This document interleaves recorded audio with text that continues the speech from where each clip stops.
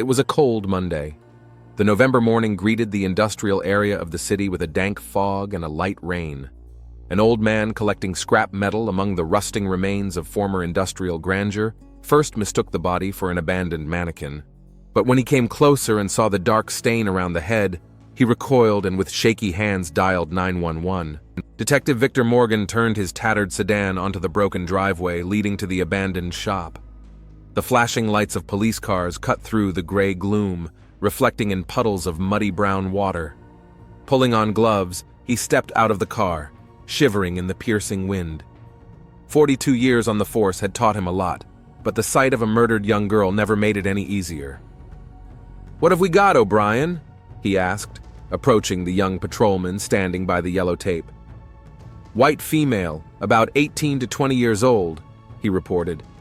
"Gunshot wound to the head, looks like a point-blank shot. No ID on her, but forensics is working on it." Morgan nodded and ducked under the tape, walking toward the crime scene. The girl lay on the concrete floor, covered in dust and long-dried oil stains. Her blonde hair spread around her head, partially clumped together from the blood. Her face was almost intact. The gunshot had hit the back of her head, the exit wound distorting her forehead. She was wearing jeans, sneakers, and a light jacket, too light for this weather. "Time of death?" Morgan asked the medical examiner, leaning over the body. "Tentatively between 22 and 2 o'clock in the morning," he answered without lifting his head. "I'll be more specific after the autopsy." Morgan walked slowly around the body, scrutinizing the surroundings. The shop was long abandoned, with trash, scrap boards, and empty bottles lying around. A typical shelter for the homeless or teenagers seeking solitude. But something wasn't adding up. The place was too inaccessible to wander in here by accident. "Did anyone hear a gunshot?" he asked the operative, making notes in his notebook. "No, sir. The nearest working businesses are 300 meters away, and no one heard anything suspicious on the night shift. The acoustics here are lousy, and the machines hum all the time." Morgan looked around as he left the shop. The industrial zone was a maze of dilapidated buildings, rusting structures, and the occasional operating plant. His gaze locked on a relatively new building with a metal gate, one of the few inhabited structures nearby. "What's that building?" He pointed in the direction of the garage. "A private machine shop and garage owned by one Daniel Foster," one of the policemen answered. "We've already interviewed his employee, and he says the owner doesn't come here regularly, only when he's working on personal projects." Morgan walked slowly toward the garage. It was a typical industrial zone building, but clearly well-maintained fresh paint on the gate, a repaired roof, security cameras. The service door was unlocked. It was clean inside, smelling of engine oil and cleaning products. Too clean for a working garage. "How long had this place been cleaned?" Morgan asked the young mechanic who was fiddling with tools. "The owner came in last night and worked late," he shrugged.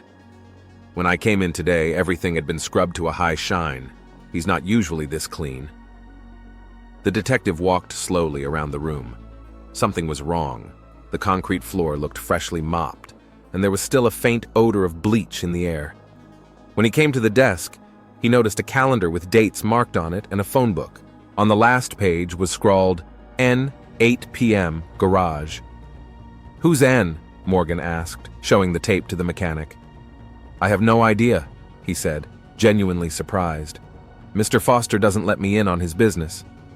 Taking the shop's business card, Morgan walked back out into the drizzling rain. His intuition told him there was a connection between the garage and the murder, although there was no proof yet. 2 hours later, forensics found a receipt from a coffee shop dated yesterday afternoon in the pocket of the victim's jeans. The name on the charge card identified her as Natalie Gray, 18 years old, a first-year student at a local college. The address of registration matched the address of the garage owner, Daniel Foster. "Let's go," Morgan said to his partner as he headed for the car. "We need to notify the family." The Foster's house was in a quiet suburb, a 2-story house with a well-tended garden and a white picket fence. Typical American prosperity. As Morgan and his partner drove up, a tall man in an expensive coat came out of the house. "Mr. Foster?" Morgan called out to him, showing his badge. "Detective Victor Morgan, homicide." The man froze, his hand trembling for a moment, but his face remained unruffled. "What can I do for you, detective?" "I need to talk to you and your wife. It's about Natalie Gray." Foster's face twitched. "Did something happen to Natalie? She didn't come home last night. My wife and I thought she was at a friend's." "Let's go inside, Mr. Foster," Morgan said softly but insistently. An elegant woman in her 40s met them in the living room. Blonde hair in a neat bun, stylish blouse, attentive eyes. "Carol, this is the police," Daniel introduced them dryly. "It's about Natalie." "What's wrong with her?" Anxiety contorted the woman's beautiful face. "Where is she?" Morgan took a deep breath. This part of the job never got easier. "I'm so sorry, Mrs. Foster. Your niece's body was discovered this morning. She's dead." Carol Foster didn't scream. She didn't faint. She just froze as if she had become a statue, her fingers clenched convulsively on the armrests of the chair. "It's impossible," she whispered. "We were just yesterday. I saw her at breakfast." Daniel stepped toward his wife and put his hand on her shoulder, but she shivered. "How did it happen?" Foster's voice was steady, but Morgan could see the white knuckles of his clenched fists. "Gunshot wound. Body was found in an abandoned shop near your garage, Mr. Foster." "My garage?" Daniel sounded genuinely surprised. "But what was she doing in an industrial zone?" "I was hoping you could explain that to me," Morgan said, watching the couple carefully. "When was the last time you were in your garage, Mr. Foster?" He hesitated. "About 5 days ago, I think. I haven't had time to work on the car." "That's odd. Your mechanic claims he saw you there last night." Foster scratched himself as if he had a toothache. "Oh yeah, I forgot. I stopped by to see how things were going, but I was only there for about 15 minutes. Could you tell me about Natalie?" Morgan looked at Carol. "When did she move in?" 2 months ago, the woman answered quietly. "My sister lives in a small town with no good college. Natalie got a scholarship, and we offered her a place to live with us. She was so bright, smart, sometimes stubborn. Did she have any enemies? Trouble? Maybe she'd been afraid of something lately?" Carol shook her head but suddenly froze. "She wanted to talk to me," the woman whispered. "Yesterday morning, she said she had something important to tell me, but I was in a hurry to get to a lecture. Postponed the conversation." Tears streamed down her face. Daniel tried to hug his wife again, but she shied away from his touch. "Did you, Mr. Foster, notice anything unusual about Natalie's behavior?" Morgan asked. "No, nothing," he answered too quickly. "Just a normal teenage girl. Studied, went out with friends. She had a boyfriend, I think." "Ex-boyfriend," Carol clarified. "They broke up a week ago. He threatened her." Morgan became wary. "Threatened? Threatened her how?" "I heard them arguing on the phone," Carol continued. "He yelled that if she thought she could walk away from him that easily, she was wrong, that she'd regret it." "This guy's name?" "Trevor. Trevor Walsh. I think he works at an auto body shop or something." Morgan wrote the name down in his notebook. Typical scenario, jealous ex. "But my gut told me it wasn't that simple. Mr. Foster, I need you to come with me to the morgue for a formal identification," the detective said. "And if you don't mind, I'd like to take a look around Natalie's room." While Daniel nervously gathered himself, Morgan went up to the second floor, accompanied by Carol. Natalie's room looked typical of a student's. Posters on the walls, stacks of textbooks, makeup on the dressing table. Nothing suspicious at first glance. "She's changed a lot lately," Carol said quietly, standing in the doorway. "She's become secretive, often going off without saying where she was going. I thought it was the breakup with Trevor, but now I'm not so sure." Morgan looked around the desk, flipping through textbooks and notebooks. Nothing of note. There was a picture on the bedside table, Natalie, between Daniel and Carol, all three of them smiling. "She was a beautiful girl," the detective remarked, looking at the photo. "Yeah," Carol's voice sounded genuinely pained. "She looked a lot like my sister when she was young." Suddenly there was a noise downstairs, the front door slamming, loud voices.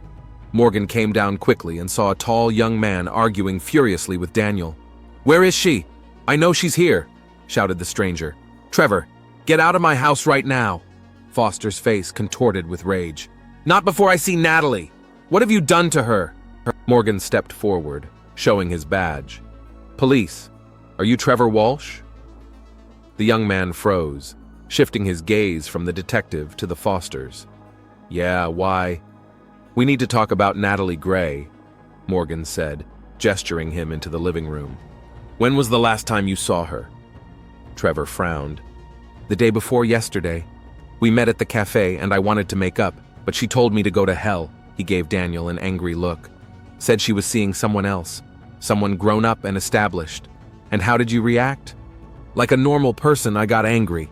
We dated for 6 months and she dumps me for some old guy with money." "Did you threaten her?"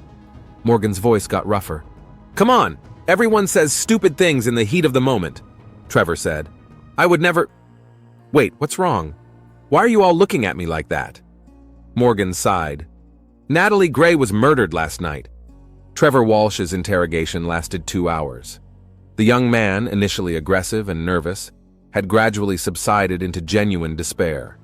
According to him, on the night of the murder, he was on the night shift at an auto repair shop across town, which was soon confirmed by 3 witnesses and surveillance footage. The alibi was airtight. "And yet you threatened her." Morgan watched the suspect's reaction carefully. "Yes, I said a lot of stupid things, but they were just words." Trevor ran his palm over his face. "I loved her, Detective. God, I can't believe it. Who could have done this?" Something about the sincerity of his grief convinced Morgan. Letting the boy go, he returned to the main crime scene. The industrial area looked even more bleak in the daytime. Gray buildings, cracked asphalt, sparse workers scurrying about. The detective parked in front of Foster's garage and for a while just sat there, watching the building. Something was stubbornly bugging him.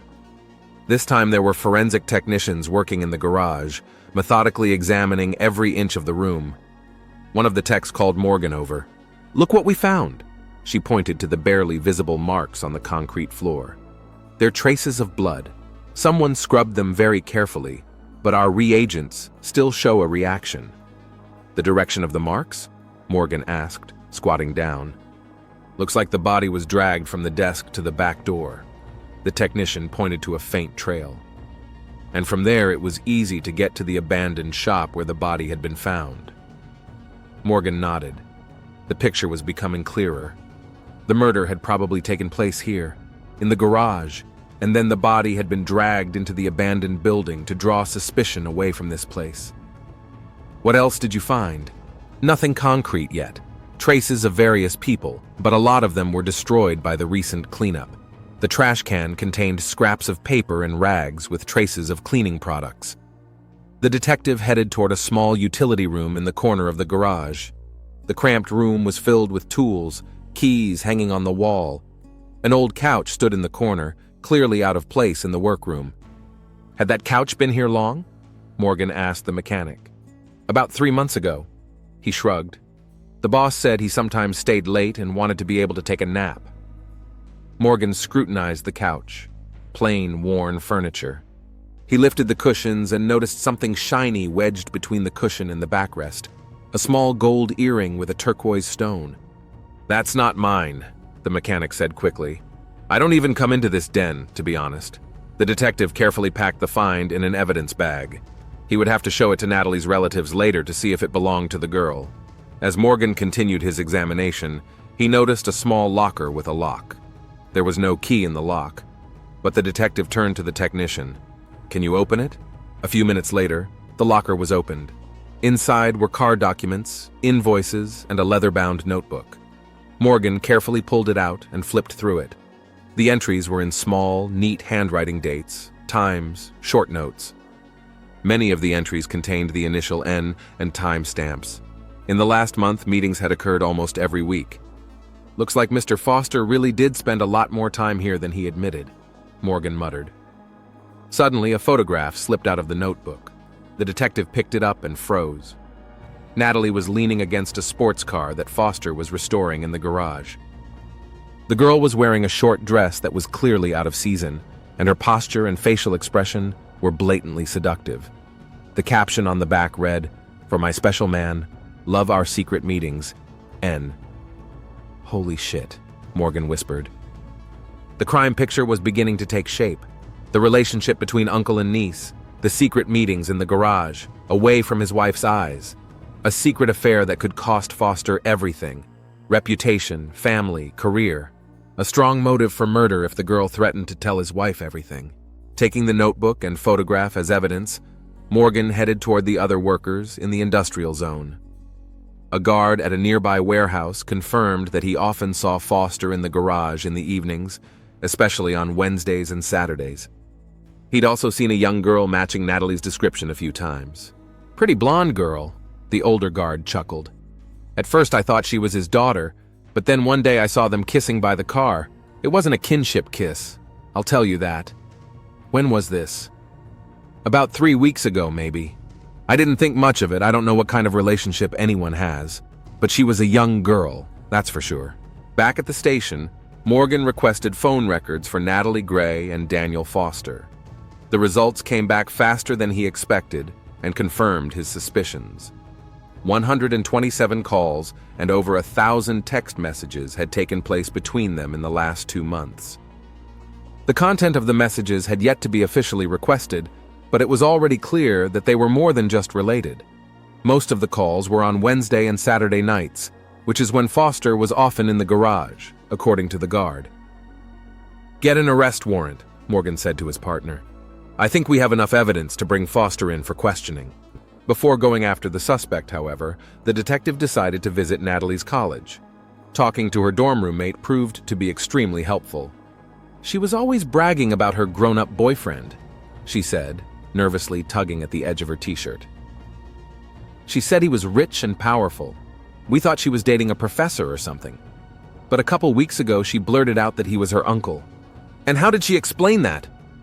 Morgan tried to speak calmly, even though his insides were seething with disgust. First she laughed, like it was cool and taboo. Then she complained that he didn't want to leave his wife. And lately, she kept saying she'd have tons of money. "Did she mention anything about blackmail?" The neighbor girl was quiet for a moment, clearly hesitating. Not directly, but she hinted that she knew how to get him to pay up. "She showed me some pictures on her phone, but she wouldn't let me see them. Said it was her insurance." After talking to a few other students, the picture became even clearer. Natalie did not hide her relationship with the rich adult guy in her circle of close friends, although she was careful not to reveal his identity.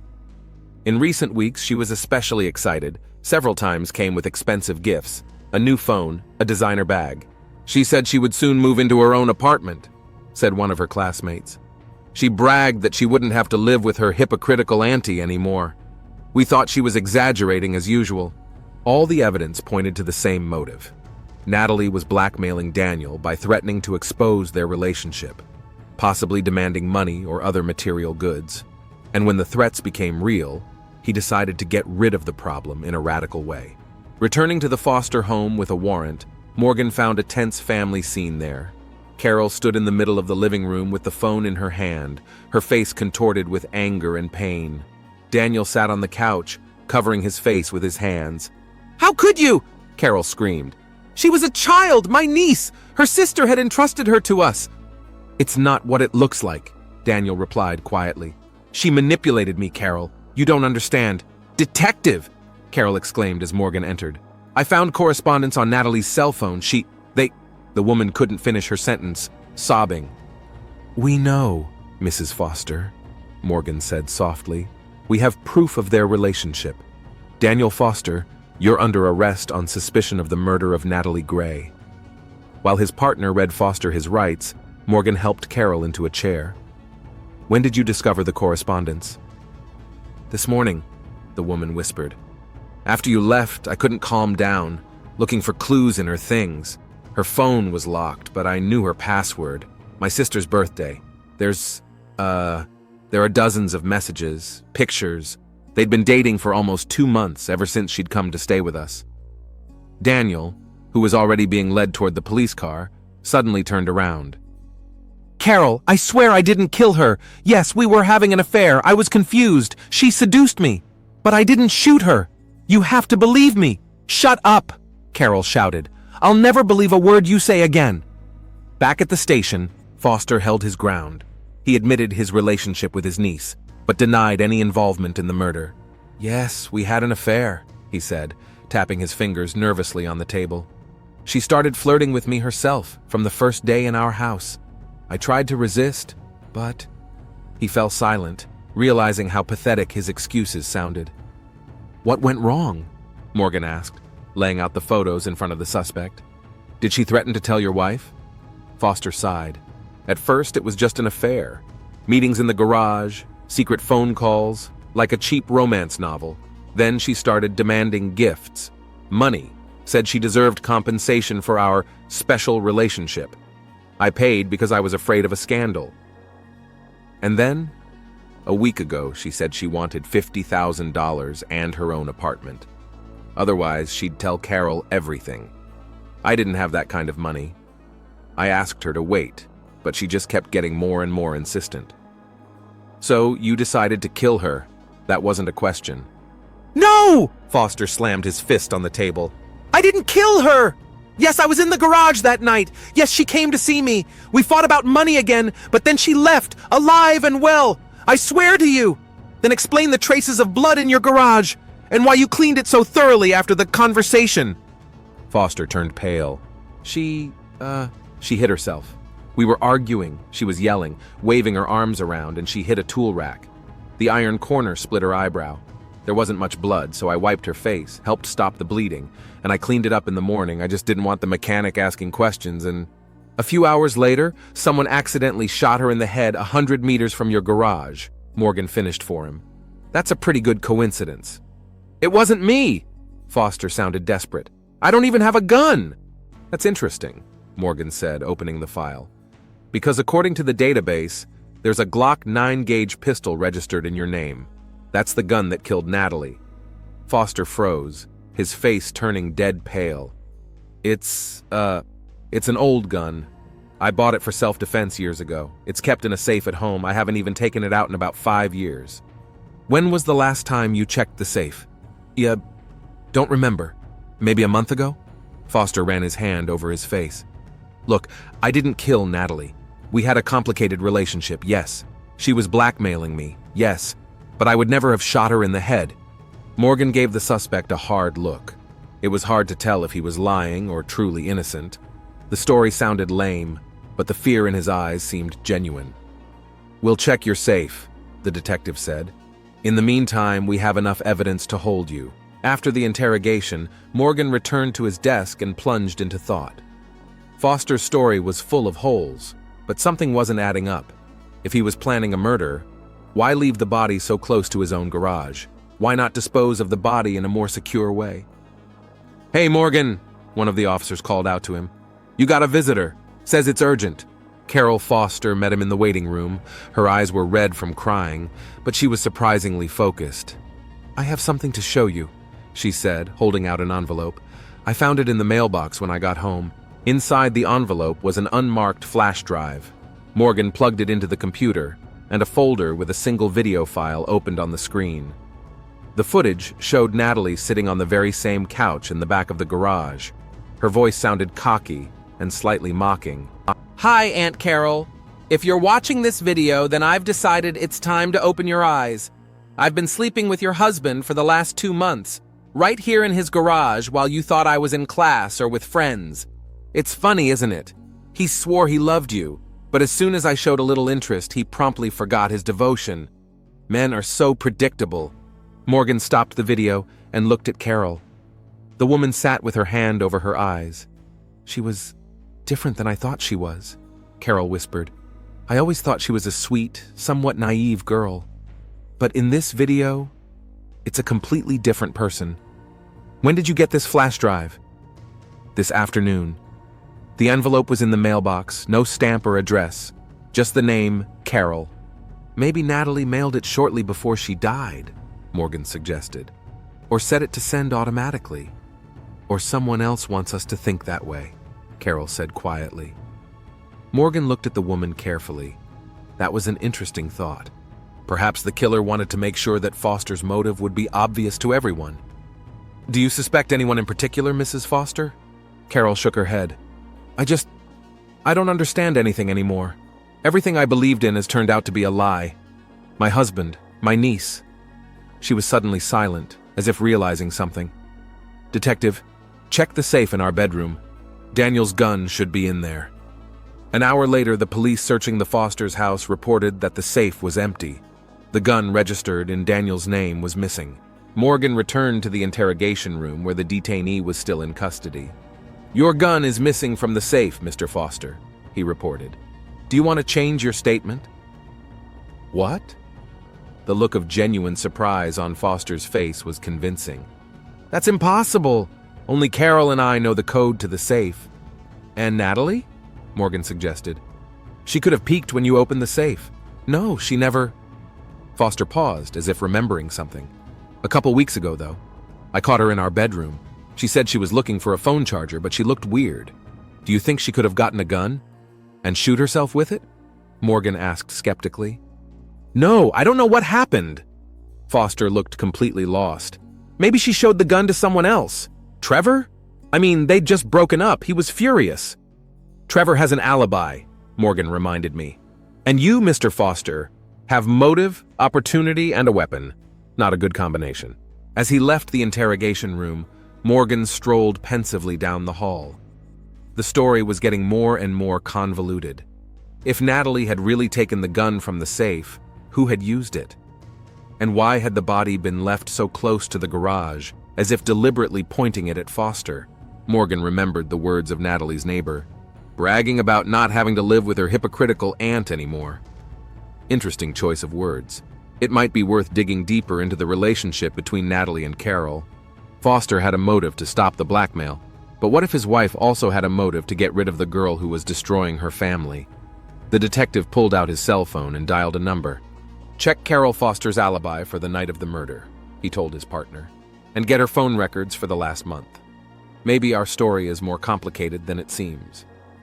Morgan was beginning to realize that everyone was hiding something in this case. Daniel admitted to having an affair with his niece, but denied murder. Natalie manipulated and blackmailed her uncle, but was someone manipulating her herself? What if Carol knew about their relationship much earlier than she'd confessed? The detective glanced at his watch. The workday was long over, but the investigation was just picking up steam. Something told him he wouldn't get to his bed until morning. Morning found Detective Morgan in his office. He hadn't gone home after spending the night studying the case files and building a chronology of events. On the desk in front of him stood an empty coffee cup, the fourth in the last few hours. A phone call snapped him out of his deep reverie.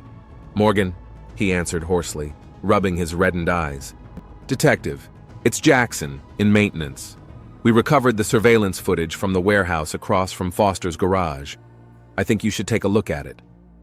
20 minutes later, Morgan was sitting in the darkened tech room, staring at the flickering computer screen. The video was grainy and fuzzy. The surveillance camera only captured a general layout of the area, but even that was better than nothing. "Here," the technician pointed to a timestamp in the lower corner of the screen. 21 hours and 52 minutes. Watch carefully. The recording showed a white sedan pulling up to Foster's garage. A young woman stepped out of the car. Even in the grainy footage, Natalie's blonde hair was recognizable. She quickly looked around and headed for the side door of the garage. "Was the door unlocked?" Morgan asked. "Apparently, she knew the code to the lock," the technician replied. "You can see her typing something on the panel." For the next 40 minutes, nothing happened on the recording. Then, at 22 hours and 39 minutes, another car pulled up to the garage, Daniel Foster's dark SUV. "So Foster lied about not seeing her that night," Morgan muttered. "Wait, it gets better." The technician fast-forwarded the tape an hour. 23 hours and 44 minutes. The side door of the garage opened and Natalie jumped out. Even the grainy footage showed that she was agitated about something, moving quickly, looking around nervously. Daniel Foster appeared behind her, holding out his hands as if trying to stop her. They talked briefly about something, and then Natalie shoved him away and headed for her car. And then the most interesting thing happened. A third figure appeared from the corner of a neighboring building. A man in dark clothes, whose face could not be seen, moved quickly and purposefully. When Natalie was almost to her car, the figure approached her from behind and raised his arm. The flash of the gunshot was barely visible on the grainy recording, but the aftermath left no doubt. Natalie fell to the ground and never moved again. Daniel Foster, who was still standing at the garage door, froze with shock. The shooter quickly approached him, and they had a brief conversation. Then, together, they approached the girl's body. After a moment's confusion, the two of them dragged the body back into the garage. Holy shit, Morgan exhaled. They had acted together. But who's the other one? The technician shook his head. I can't make out the face, but from the build, it's a woman. Short, thin. Morgan tensed, remembering his suspicions. I'm gonna need a copy of that tape. I want to know where the body went afterwards. An hour later, he got an answer to that question as well. At 2 hours and 13 minutes past 2 in the morning, the back door of the garage opened, and two figures pulled out something heavy wrapped in a tarp. They quickly crossed the vacant lot and fled into the abandoned shop where Natalie's body was later found. After gathering all the evidence, Morgan headed toward the Foster house. Carol showed no surprise when she saw the detective on the doorstep. "Are you going to arrest me?" she asked calmly, without a trace of emotion on her face. "That depends on how honestly you answer my questions," Morgan answered as he walked into the living room. "We found the security footage, Mrs. Foster. We know you were there the night of the murder." Carol slowly lowered herself into a chair, folding her hands in her lap. She looked both devastated and somehow strangely relieved. "I knew it would end," she said quietly. "I just didn't think it would be so soon." "Tell me what happened that night." Carol took a deep breath, gathering her thoughts. "I've known about them for over a month now," she began. Not of the specific details, but I sensed something was going on. Daniel had changed. He'd become distant, often late for work, making ridiculous excuses. And Natalie. She looked at me with this strange mixture of pity and superiority, like she knew something I didn't. Morgan listened silently, not interrupting. At first I thought Daniel was having an affair with a coworker or a client. Standard midlife crisis, you know. But then I started to notice the way he looked at Natalie when he thought no one was looking. Carol grinned bitterly. "I didn't want to believe it. It was too vile. I mean, she was almost a child. My sister's daughter. I tried to convince myself I was imagining things." "But eventually you decided to follow up on your suspicions," Morgan said. "Yeah. I started following him. I downloaded an app that tracked his location on his phone. Installed a program that recorded his messages. Most of the conversations were encrypted or deleted, but I saw some fragments, and they, confirmed my worst fears. And you decided to take the gun from the safe." Carol flinched but nodded. "I didn't plan to kill anyone at first. I just wanted to scare them, make them confess." That night I followed Daniel to the garage. I saw Natalie arrive. I waited outside for almost 2 hours, gathering my courage. And then... She stopped talking, staring into the void in front of her. "What happened next, Carol?" I heard screaming. They were fighting. Natalie was demanding money, threatening to tell me everything. Said she had proof that he raped her, that he forced her into a relationship, blackmailed her. It was all lies. I'd heard enough of their conversations to know that she was the initiator, that she seduced him. But she threatened to destroy him, our reputations, our careers, our lives. "And that's when you shot her," Morgan finished. Carol finally looked him straight in the eye. "No, detective, I didn't shoot Natalie." Morgan frowned, confused. "But on the tape, you see me, yes. I went in there with a gun. I really wanted to scare them. But when I saw Natalie run out of the garage..." Carol stammered, her voice shaking. "Daniel fired. He appeared behind me, grabbed the gun out of my hands, and shot her in the back of the head as she turned toward the car." Tears rolled down Carol's cheeks. I didn't even have time to scream. It all happened so fast. And then he turned to me with a gun in his hand and said, "Now we're tied up. Either we get out together or we go to jail together." Morgan watched Carol carefully, trying to determine if she was telling the truth. "Why didn't you go to the police right away?" "Because I chickened out," she answered simply. "Because he was right. I went there with a gun, with the intention of threatening them. My fingerprints were on the gun. Who would believe I didn't pull the trigger? Besides, She stammered. "I still loved him, as crazy as that sounds. 20 years of marriage couldn't be undone in an instant, even after such a betrayal." What did you do with the body? Daniel made me help drag it into the garage, said we needed to think about how to cover our tracks. He was strangely calm, methodical, wiped the blood off the asphalt, cleaned up the garage. Then he wrapped the body in a tarp, and we took it to an abandoned shop. He said they wouldn't find the body there right away, and when they did, it would be harder to connect the murder to us. As you can see, he was wrong about that. Morgan stood up and paced the room, thinking about what he'd heard. Carol's story sounded convincing, but it contradicted some of the details in the videotape. The tape showed that it was the second figure, presumably Carol, who fired the shot. On the other hand, the quality of the recording left much to be desired, and it was impossible to determine exactly who fired the shot. "Do you know where the gun is now?" he finally asked. Daniel said he got rid of it, dumped it in the river on his way home from work the next day. "And you believed him?" Carol shook her head. "No. Daniel would never throw away a gun registered in his name. It's too risky. I think he hid it somewhere." "Where do you think he'd hide it?" "He has a hiding place in his basement, behind a false wall in the wine cellar. He thinks I don't know about it, but I accidentally found it a few years ago when I was looking for Christmas decorations." An hour later, police officers with a search warrant retrieved a Glock pistol from a hiding place in the Fosters' basement. Forensics confirmed that it was the gun used to kill Natalie. Both Daniel's and Carol's fingerprints were found on the grip, which made it impossible to determine who had fired the shot. In the holding cell, Daniel Foster initially refused to testify again, but when he was shown the videotape and told of the recovered weapon, he broke down. "She fired the shot, not me," he shouted, pounding his fists on the table. Carol appeared out of nowhere with a gun in her hand. Natalie didn't even have time to realize what was happening. "I tried to stop her, I swear, but it was too late." Morgan listened with an impenetrable expression. "It's interesting that your wife says the exact opposite. She says you grabbed the gun from her and shot her. She's lying." Foster's eyes were glittering feverishly.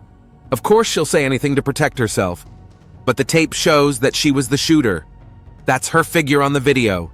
"The quality of the tape doesn't show exactly who pulled the trigger," Morgan said calmly. "But your actions after the murder are very clear. You helped hide the body, destroyed evidence, lied to the police. Even if you weren't the shooter, you're an accessory." Foster wrapped his arms around his head. "I panicked. What would you do if you were me? She killed a man in front of me, and then told me that if I didn't help her cover her tracks, she'd claim I killed Natalie to cover up our affair." "The affair you were having with your 18-year-old niece," Morgan said coldly. "The girl your wife and her sister had entrusted to your care." Daniel lowered his head. "I know what I did was disgusting. I'm sorry to Carol. I'm sorry to my sister. But I didn't kill Natalie." Further investigation failed to establish with absolute certainty who fired the fatal shot. Ballistics tests confirmed that the bullet was fired from the gun found, but microscopic traces of both spouses' DNA were found on the trigger. The videotape, despite improvements in quality, also did not give a definite answer. The angle of the camera did not allow to see exactly who was holding the gun at the moment of the shot. 3 weeks after Natalie Gray's murder, prosecutors filed charges against both spouses.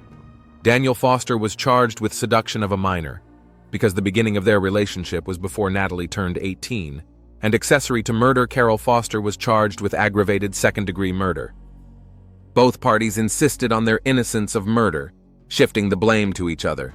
In the absence of hard evidence pointing to a specific shooter, the jury had to decide whose version of events looked more plausible.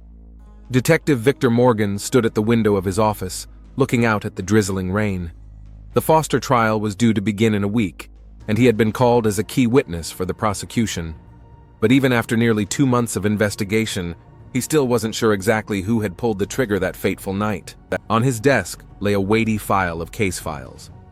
Evidence, testimony, photographs, expert reports, all pointed to the fact that both spouses had been involved in the tragedy, but the main question remained unanswered. Morgan was convinced of only one thing. Natalie Gray's death was the result of a chain of betrayals, lies, and manipulation on each side of the triangle. The phone on the desk rang, snapping the detective out of his reverie.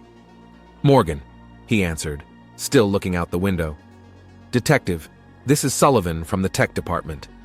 We found something interesting in Natalie Gray's cloud storage. It seems she's set it up to automatically send multiple files if she doesn't log into her account for 48 hours. What kind of files? Mostly videotapes. Very, explicit. With her and Daniel Foster. There's also an audio recording, apparently made shortly before her death. I think you should take a look at it. An hour later, Morgan was listening to Natalie's last recording. The girl's voice sounded agitated, breaking into a whisper at times. If you're listening to this, it means something has happened to me. I'm afraid Daniel might do something crazy. He's gotten really jumpy since I said I was going to tell Carol everything. He swears he loves me, but I don't believe him. He's just afraid of scandal, losing his job, going to jail. I'm scared. Carol's acting weird too, looking like she knows. But I can't go on with this lie any longer. It was a mistake from the beginning. I thought I was in control, but now I realize I was trapped myself. The recording cut off halfway through, as if someone had suddenly entered the room, forcing Natalie to interrupt her monologue. Morgan leaned back in his chair, feeling his headache getting worse. The tape added details to the picture of events, but it didn't give a definitive answer. Natalie was afraid of both Daniel and Carol. She realized she'd gone too far in her manipulative game, but it was too late to back down. He was sure of one thing. There were no innocents in this story.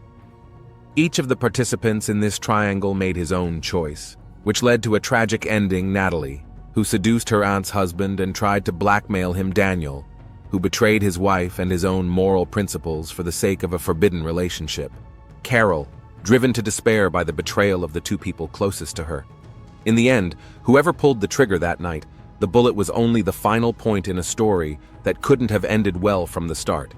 6 months later, the court handed down the verdict. Daniel Foster was found guilty of manslaughter and sentenced to 15 years in prison. Carol Foster received 5 years probation for accessory after the fact to the crime. Morgan was present in the courtroom when the sentence was announced. He watched the Foster couple sitting on opposite sides of the room, a gulf between them that nothing could bridge. 20 years of marriage, shattered in just a few months of secret meetings in an industrial garage. After the hearing, Morgan met Carol at the courthouse exit. She looked 10 years older, but there was a new calm in her eyes. "Are you satisfied with the verdict?" the detective asked. Carol smiled sadly. "Justice has been served. Isn't that what we all wanted?" "Are you sure it's justice?" Morgan asked quietly, still doubting her innocence. Carol stared into his eyes for a long moment before answering. "I'll live with that for the rest of my life, detective, regardless of who pulled the trigger. My life ended that night, just like Natalie's. The only difference is that I'm still breathing." She turned and walked away, a lone figure against the gray autumn sky. Morgan stared after her, realizing that he might never know the whole truth about the gunshot in the darkness of the industrial zone. Some secrets people carry with them forever,